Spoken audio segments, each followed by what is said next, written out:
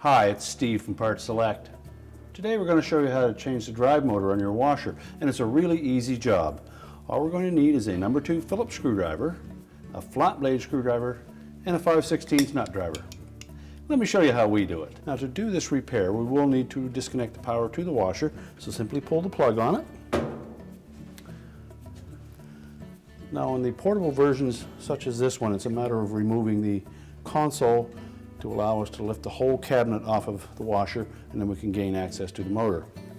On stack models of this, you would need to take the main top off, which is held in place by a couple of 5/16 screws at the very back. Once you've taken the top off of that model, you can then reach inside, disconnect the 2 screws that secure the front panel, and do the repair through the front. Now in this model, there are 2 Phillips screws holding that console to the cabinet. So we simply remove those, and then we can just lift up on that console and rotate it backwards, and it will hinge just over the back panel and hold itself in place. And then disconnect the harness to the lid switch. And then using a flat blade screwdriver, we're going to remove these 2 clips that hold the back panel to the cabinet. So we'll just go down into the front slot on those, pry back, release the tension on that spring clip, and then remove it. Do the same on the opposite side.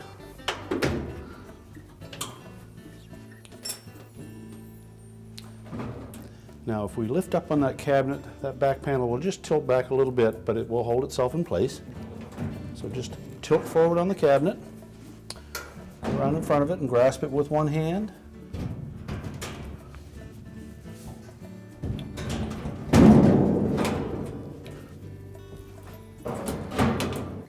Now next we're going to tilt that cabinet forward and lift it off of the base.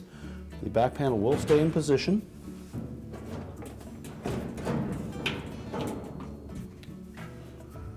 The cabinet sits on 2 little tabs on the front of that base frame, so you may need to lift up just gently on that to release it, and then we can pull the cabinet and set it aside.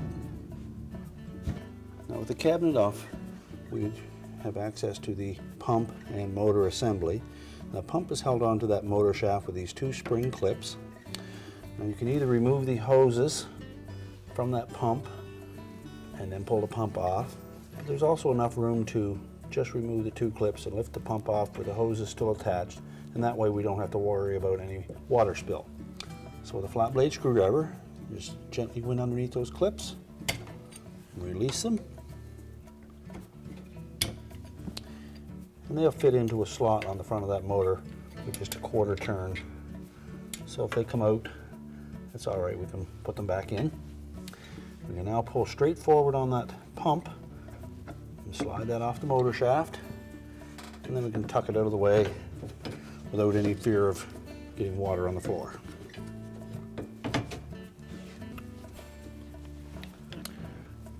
All right, with the pump out of the way, we can next disconnect the harness to the motor by simply depressing that locking tab, and then just wiggle that back and forth until it pulls out, and tuck that out of the way. And once we get that motor a little further, we'll also need to take the start capacitor off the side of that motor. But our next step will be to remove 2 screws that secure those clamps in place. They may already have been removed because they're merely there for shipping purposes.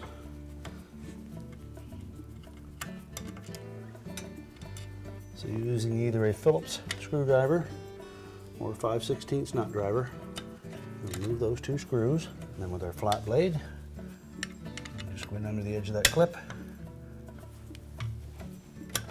pry those free. Now we can just slide that motor.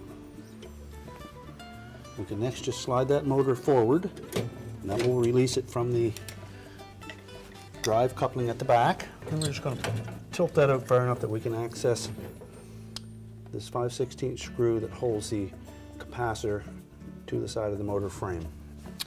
So just remove the screw and set that capacitor aside. And at this point, we can pull that motor right out through the front. And on the rear of the motor,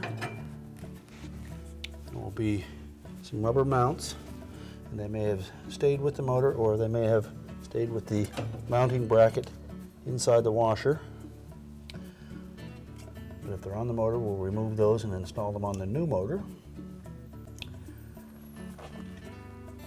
And the drive coupling may have stayed attached to the motor, and we'll need to remove that as well. So simply just pry that off the shaft.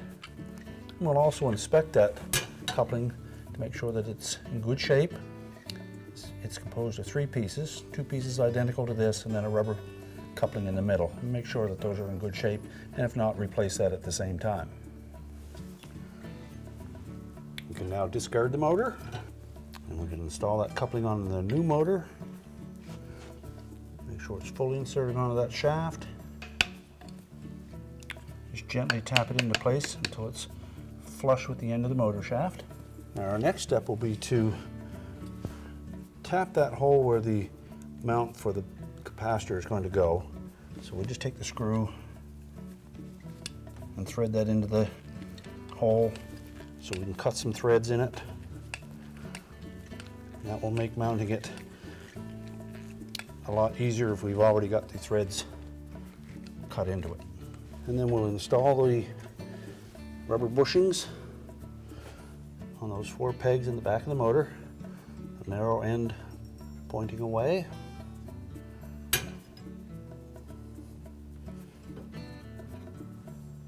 Now you may need to have somebody hold that pump out of the way or just tie it back with something. Now with the rubber mounting bushings on the motor, our next step will be to install that capacitor. And it's easier if we just pull the 2 wires off of the capacitor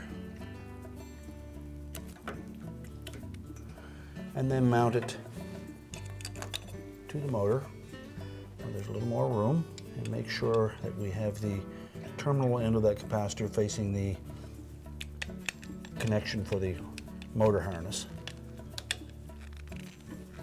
And tighten that screw securely.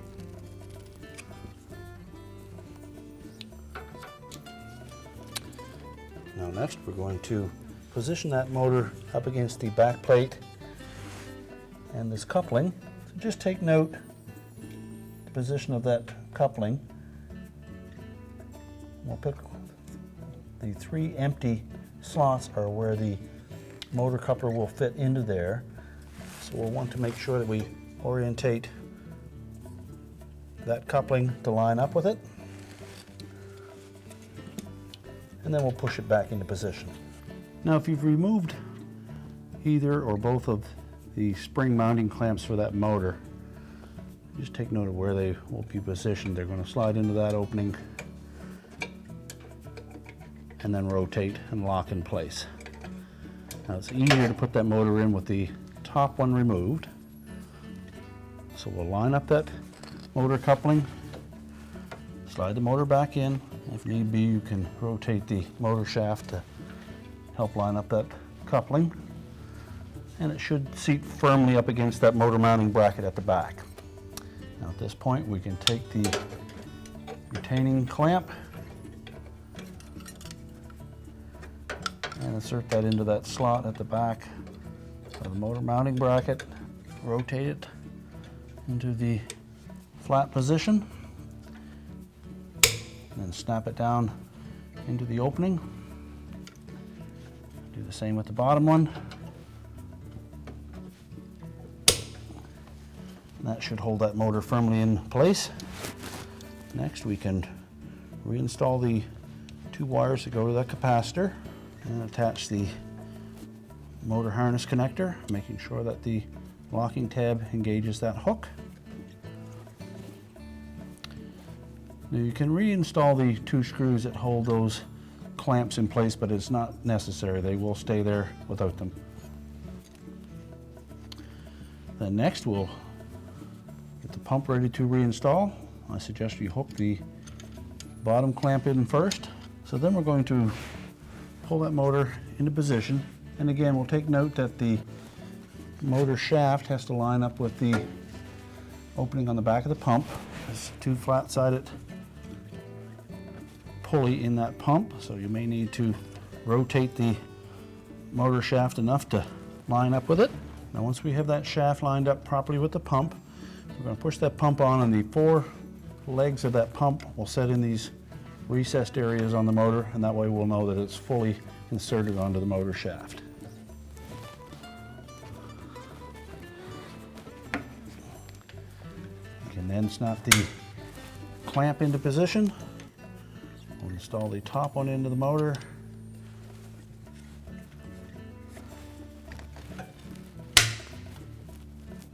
And clamp it in place. And we're now ready to put the cabinet back on. Now, when reinstalling the cabinet on this style of washer, we have a couple of tabs on the base frame, one on either side at the front and another one on either side at the rear, that will line up with a slotted opening in the bottom of the cabinet. And as well, there's a projected lip on the front of that cabinet that will slide below this cross piece on the base frame. Now, the best method I've found for putting that cabinet on is to tilt it back towards you a bit, raise the lid, and you can actually look down inside and view that lip going underneath there, as well as mating up the two tabs with the slots on the cabinet.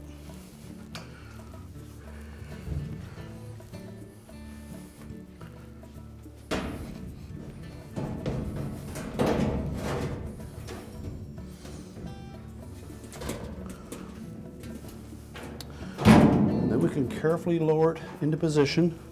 And we may need to come around to either side to ensure that the plastic spacer between that back panel and the edge of the cabinet slides into position. And check both sides.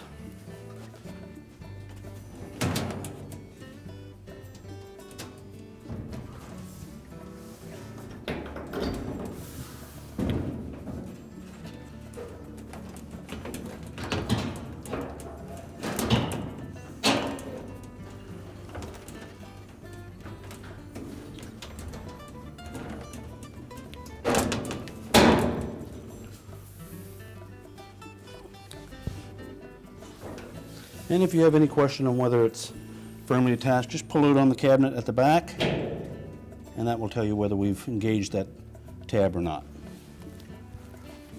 When it's properly engaged, you won't be able to pull that cabinet away. Now that we've ensured that the cabinet is attached in both rear corners, we can reconnect the wire harness to the lid switch, make sure that the locking tab engages.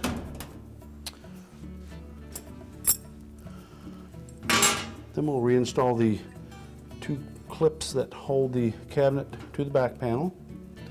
There's a short, straight edge at the back of that will hook into a slotted opening on that back panel. And then you should be able to just push down with the palm of your hand until it locks in place. Do the same on the opposite side.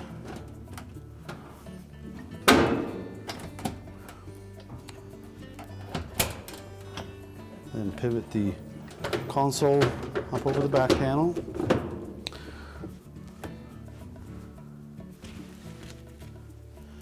And then reinstall the two Phillips screws. Secure that in place. We're now ready to reconnect the power, and our repair is complete. I told you it was an easy job. Thanks for watching, and good luck with your repair.